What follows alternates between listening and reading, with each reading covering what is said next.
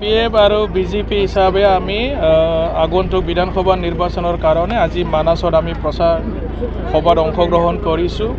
হাগ্ৰামা ছাৰৰ নেতৃত্বত আজি BPFৰ বহুত কেইজন ষ্টাৰ কেম্পেইনাৰ একেলগে আমি অংশগ্ৰহণ কৰিছোঁ আৰু মানাছ সমষ্টিৰ পৰা আমাৰ BPF আৰু বিজেপি দলৰ সমৰ্থিত প্ৰাৰ্থী থানেশ্বৰ বসুমতাৰী ডাঙৰীয়াই বিপুল ভোটত জয়ী হোৱাটো আজি তাৰিখত 100% খাটাং হৈ গ'ল। ইয়াতে অন্য দল মানে শক্তিশালী নহয়, কেৱল BPF শক্তিশালী হৈছে আৰু ৰাইজে আজি হাজাৰ হাজাৰ ৰাইজে BPFক সমৰ্থন জনাই আমাৰ প্ৰতিটো সভাত মানে অংশগ্ৰহণ কৰি আছে আৰু ইয়াৰ পৰা আমি অনুমান কৰিব পাৰোঁ যে আগন্তুক বিধানসভা নিৰ্বাচনত আমাৰ দলৰ প্ৰাৰ্থী থানেশ্বৰ বসুমতাৰী ডাঙৰীয়াই 25-30 হাজাৰ ভোটৰ ব্যৱধানত তেখেতে জিকাটো ক্লিয়াৰ হৈ আছে। ইউপিপিএলৰ আমাৰ কাৰণে কোনো মানে ফেক্টৰে নহয়। জৌচাং বসুমতাৰীক তেখেত ইয়াতে ফেইলা বুলি মানুহে গম পায়, তেখেতক ফেইলা বুলি জানে, তেখেতক ৰাইজে বিশ্বাস নকৰে।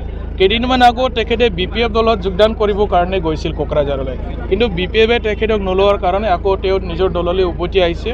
আজি ইয়াত কালি ইয়াত এনেকুৱা কৰি থাকে সি মানুহজন। চ' ইয়াৰ কাৰণে তেখেতৰ প্ৰতি মানুহে মানে বিশ্বাস নকৰে আৰু আজিৰ তাৰিখত ইউপিপিএল ৰাজনৈতিক দলে ক্ষমতাত নাই, ৰাইজক একো দিব নোৱাৰে। তেওঁলোকে না ৰাস্তা দিব পাৰিব, না দলং দিব পাৰিব, না দুখীয়া দৰিদ্ৰৰ কাৰণে IBS দিব পাৰিব, না আমাৰ যুৱক যুৱতীসকলৰ কাৰণে চাকৰি বাকৰি দিব পাৰিব। আজি তাৰিখত প্ৰমোদ বড়ো ডাঙৰীয়াৰ যি মানে ইউপিপিএল ৰাজনৈতিক দল, মানুহে তেখেতসকলক বিশ্বাস নকৰে আৰু ইউপিপিএল দল আজি তাৰিখত অকলশৰীয়া হৈ গ'ল। তেখেতসকলৰ লগত কোনো নাই। আমাৰ লগত আজি তাৰিখত BJP আছে, BJP আমাক সহায় কৰি আছে। BJP আৰু BPF দলৰ বৰ্তমান BTCত চৰকাৰ চলি আছে আৰু ইয়াৰ কাৰণে আমি ক'ব পাৰোঁ যে আমাৰ 15টা সমষ্টিৰ ভিতৰত 15টাই মানে আমাৰ BJP আৰু BPF দলৰ সমৰ্থিত প্ৰাৰ্থীবিলাকে NDAৰ প্ৰাৰ্থীবিলাকে 100% উইনাৰ হ'ব, ইয়াক ক্লিয়াৰ হৈ গৈছে। दिनै जोङो कक्लाबारि ब्लकनि बे राबां PCDC बर' बाजार बे माबायाव हाथाइसालियाव जों दिनै फोसावदिं मेल फोसावफैदों। बेयाव जोङो जोंनि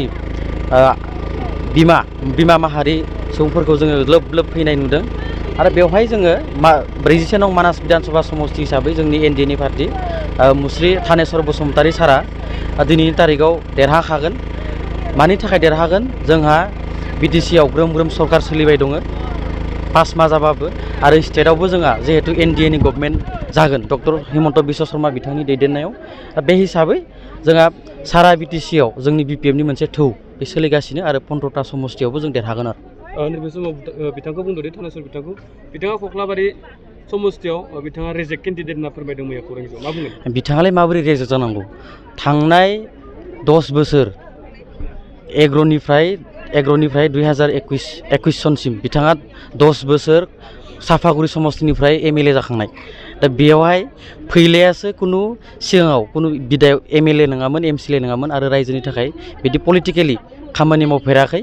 थानेश्वर बसुमतारी सारा 10 बोसोर जिहेतु MLA जाखाबाय, बेवहाय कक्लाबारिया कुनु रेजेक्ट नङा, बियो बिथांमोननि माने मिसआन्डारस्टेन्डिं जानाय रायजो राजाफोरनि। जिहेतु बिथाङा 10 बोसोराव जेबो मावाखै होनना बुंदों कक्लाबारियाव, मा फोरमायो?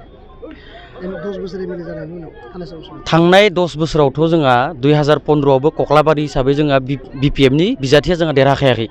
PCDRनि अनिल बसुमतारी बिथाङासो देरहाखादों आरो थांनाय जितु 2020नि इलेक्सन बेयावबो जोंनि केन्डिडेट BPF केन्डिडेट देरहाखायाखै। मानगोनां मन्टु बर' MCLA बिथाङा दासिमबो MCLA बिथाङासो देरहाखादों।